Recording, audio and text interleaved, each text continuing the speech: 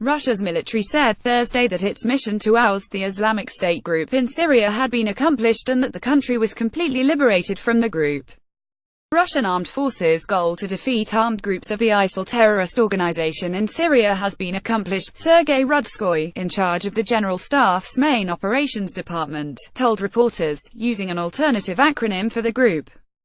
There is not a single village or district in Syria under the control of ISIL. The territory of Syria has been completely liberated from fighters of this terrorist organization, Rudskoi said. He added that the IS defeat was made possible by unprecedented actions by Russia's Air Force and special forces in the country. The final stage of the defeat of the terrorists was accompanied by the unprecedented deployment of Russia's Air Force, Rudskoi said.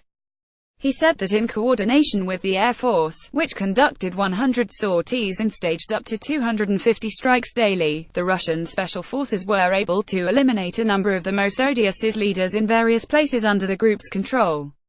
Independent organizations, however, disputed the Russian claim that Syria had been completely liberated from IS. London-based Syrian Observatory for Human Rights said Thursday that IS still controlled about 3% of the Syrian territory. IS still has a presence in the Yarmouk camp neighborhood near Damascus, according to the rights group.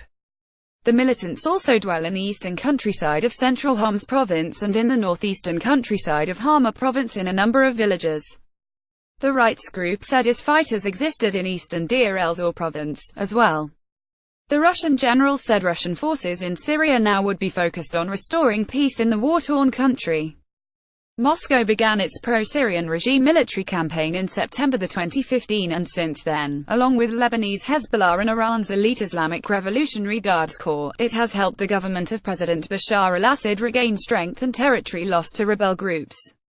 Russia's involvement in the Syrian war has been seen by the international community as controversial. Russian forces have been accused of targeting moderate opposition groups that fight to oust Assad.